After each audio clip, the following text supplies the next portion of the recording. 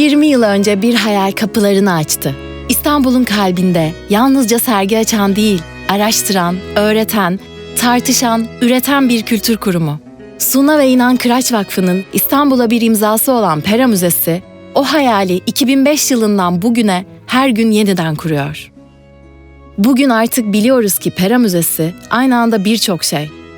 Yalnızca sergileriyle değil, koleksiyonları, öğrenme programları, film gösterimleri, yayınları, art shop'u ve pera kafesiyle de yaşayan bir yer.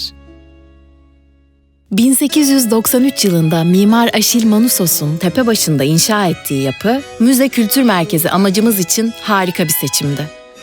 Böylelikle Mimar Sinan Genim tarafından tümüyle elden geçirilen bu tarihi yapı, çağdaş donanımlı bir müzeye dönüştürülerek 2005 Haziran ayı başlarında hizmete sunuldu. Pera Müzesi'nin 20 yıllık yolculuğunun en güçlü ayağını şüphesiz ki sergiler meydana getiriyor. Müze bugüne kadar 160'ın üzerinde sergiye ev sahipliği yaptı. Koleksiyon sergileri, yurt içi ve yurt dışı gezici sergileri de buna dahil üstelik. Böylece hem uluslararası sahada hem de yerel ölçekte sanat dünyasında özgün bir yer edindi. Müzenin sergi programı yalnızca dünyaca ünlü sanatçıların işlerini İstanbul'a getirmekle kalmadı. Keşif niteliğindeki isimleri de sanatseverlerle buluşturdu.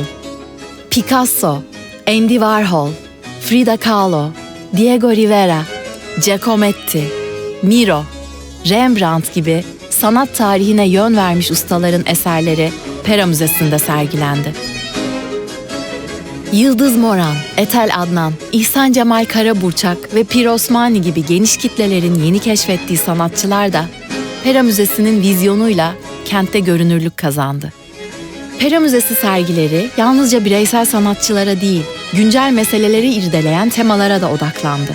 Hafıza, göç, kimlik, şehir, cinsiyet, medya ve sürdürülebilirlik gibi kavramlar etrafında hazırlanan sergiler, sosyal ve kültürel meselelere sanatsal bir pencere açtı. Ayrıca İstanbul Bienali ve İstanbul Tasarım Bienali'ne ev sahipliği yapan mekanlardan biri olarak müzenin uluslararası diyaloglara açılan kapısı daha da pekişti. Sergiler kimi zaman da sinemayla, edebiyatla ve farklı disiplinlerle birleşti. Dünya sinemasının ikonik isimlerinden Akira Kurosawa'nın desenleri ve Sergey Parajanov'un kolajları gibi sinema tarihinde özel bir yere sahip üretimler, Türkiye'de ilk kez Pera Müzesi'nde izleyiciyle buluştu. 20 yılda düzenlenen bu sergiler sadece görsel bir deneyim değildi. Kataloglar, söyleşiler, atölyeler ve film programlarıyla çok katmanlı bir öğrenme alanı yarattı. Pera Müzesi sergileri bu yönüyle yalnızca bir sergi programı değil, İstanbul'un kültürel belleğinin vazgeçilmez parçalarından biri haline geldi. Pera Müzesi'nin kalbinde Suna ve İnan Kıraç Vakfı'nın 3 büyük koleksiyonu yer alıyor. Oryantalist Resim Koleksiyonu, Kütahya Çini ve Seramikleri Koleksiyonu, Anadolu Ağırlık ve Ölçüleri Koleksiyonu.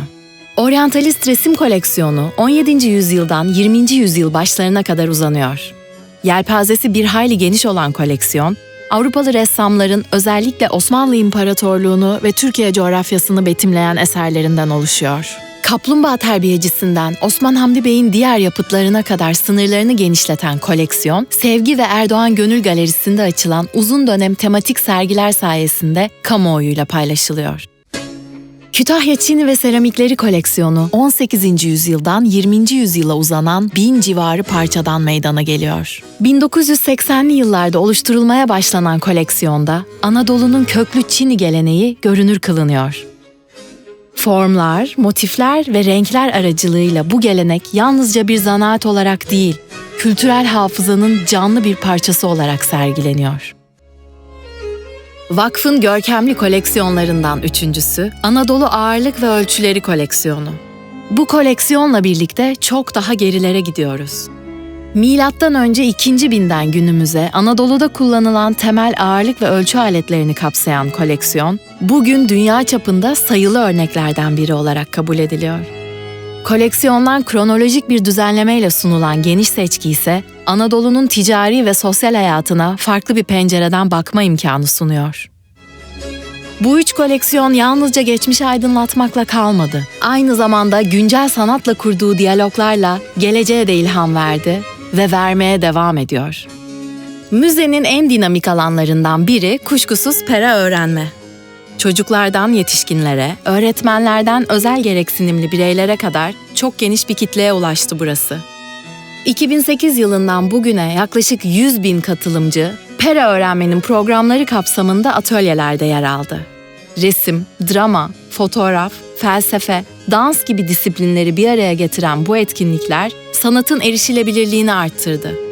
Pandemi döneminde ise İstanbul'un yanı sıra Türkiye'nin farklı illerinden yaklaşık 8.000 çocuk ve öğretmen pera öğrenme programlarından çevrim içi şekilde faydalandı.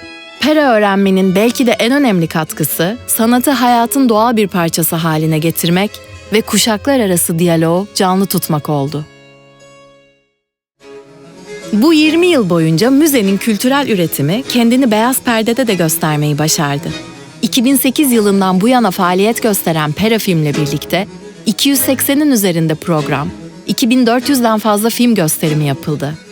Belgeselden deneysellere, klasiklerden çağdaş yapımlara uzanan bu seçkiler, Centre Pompidou, Goethe Institut, İstanbul Film Festivali ve Dokumentarist gibi saygın kurumlarla işbirliklerine imza attı. Söyleşiler, paneller ve yönetmen buluşmaları sayesinde sinema, müzenin yaşayan bir parçasına dönüştü. Bugün Pera Film, izleyiciyle birlikte dönüşmeye devam eden disiplinler arası bir platform olarak öne çıkıyor. Müzenin bir diğer yüzü olan Art Shop, sergi ve koleksiyonlardan ilhamla tasarlanan ürünleriyle sanatın gündelik hayata taşınmasını sağladı. Kütahya Çini ve Seramikleri koleksiyonundan esinlenen seramikler, oryantalist resimlerden yola çıkan defterler, kartpostallar ve tekstil ürünleri ziyaretçiler için yalnızca bir hatıra değil, aynı zamanda kültürel birer belge oldu. 20 yıl boyunca Art Shop hem sınırlı edisyon ürünleriyle hem de tasarımcı işbirlikleriyle Pera Müzesi'nin yaratıcılığını ve çok katmanlı yapısını güçlendiren özel bir alan haline geldi.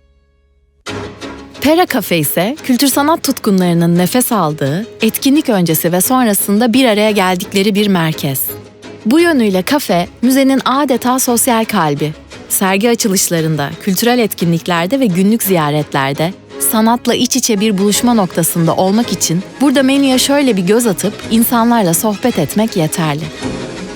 Müze, sergi katalogları, küçük kitaplar serisi ve sempozyum yayınlarıyla önemli katkılar sundu. Türkçe ve İngilizce yayımlanan bu eserler hem araştırmacılar hem de sanat meraklıları için kalıcı kaynaklar oluşturdu. Her sergiyle birlikte hazırlanan kataloglar, özgün makalelerle yeni araştırmalara ışık tuttu. Pera Müzesi, erişilebilirliğe verdiği önemin bir parçası olarak yayıncılık anlayışında dijitali ihmal etmedi. Bu noktada çevrimiçi ortamda okunabilecek sayısız dijital yayın, Türkiye ve dünyanın dört bir noktasına ulaşmayı başardı. Bugün geriye baktığımızda 3 milyonu aşkın ziyaretçi, 700'den fazla etkinlik, 160'ın üzerinde sergi, 100.000 pera öğrenme atölye katılımcısıyla Pera Müzesi, Türkiye'nin en dinamik ve üretken kültür kurumlarından biri olmayı başardı. 20 yıl boyunca geçmişle bugünü, yerelle küreseli, sanatla yaşamı buluşturan müze, önümüzdeki yıllarda da aynı heyecanla üretmeye, paylaşmaya ve ilham vermeye devam edecek.